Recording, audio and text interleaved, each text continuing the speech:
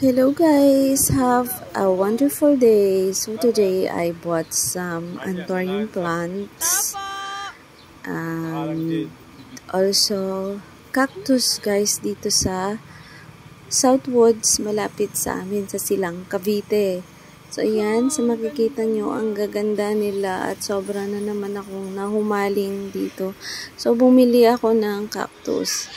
Tsaka, ayan, pagdating ko dito sa bahay, nilipat ko na siya sa paso. So, ayan ang aking anthurium worth 450 pesos yan, mga labs.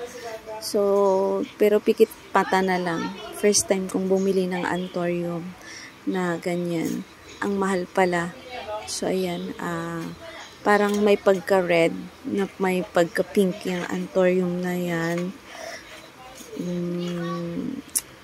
Sobra akong nagandahan sa kanya. Kaya, ayan. Wala akong choice. Binili ko. So, ayan. Nilipat ko siya sa paso. At, bumili na rin pala ako ng soil. Lupa. So, ayan. Ano yun guys? Loam soil na tig 85 per sack. 85 pesos. Para, alam ko kung anong soil talaga yung pwede sa kanya. Kasi yung mga ginawa ko noon, yung mga tinanim ko, hindi nabubuhay. So, maybe yung lupa ay hindi angkop sa kanya, kumbaga. So, nagtanong ako kung may lupa sila. So, ayan. Meron naman. Nakamix na daw. Ewan ko lang kung may ipa din yan. Pero, yung mga patnal kasi, may mga ipa na nilalagay.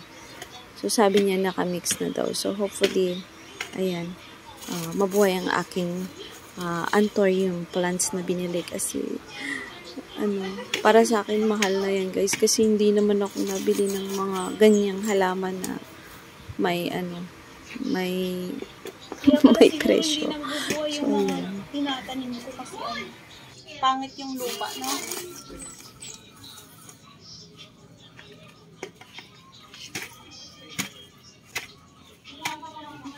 So, ayan lang mga labs. Ang mga anthurium pala ay, siya, low light plants na pwede siyang pang indoor. So, hindi siya pwede sa direct sunlight. Kasi nasusunog doon yung dahon niya. Tapos, hindi rin siya pwede sa sobrang dilig. So, in 1 week, 2 to 3 times mo lang siya didiligan, tapos the rest nun, araw-araw need mo lang siyang i-spray yung mga dahon niya para siguro hindi siya matuyo, kaya ganun. So, medyo masiselan yung mga anthurium kasi yun, kailangan nilang sa lilim, hindi pwede sa direct sunlight.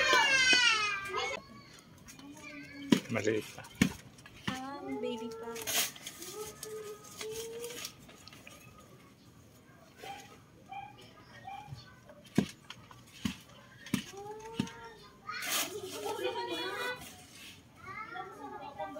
Mas maganda yung mga indoor plants pala.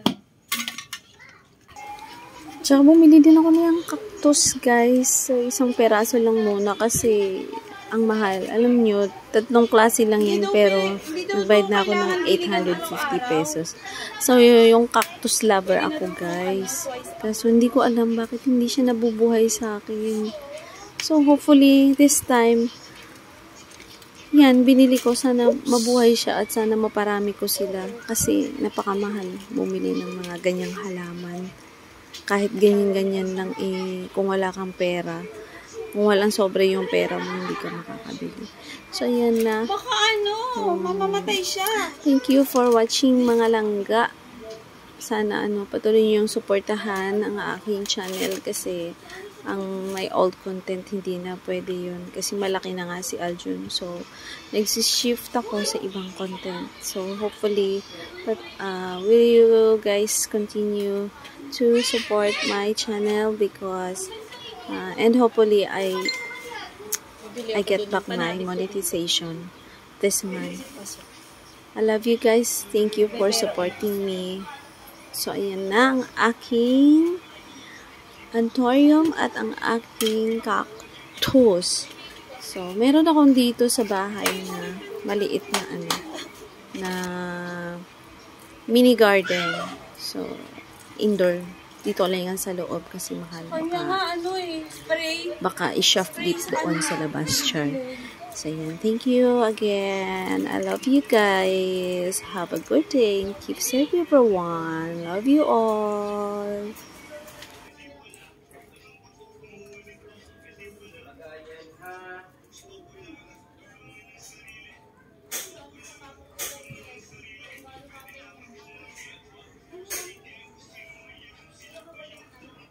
Lilipat ko pala yun dito yung ano ko.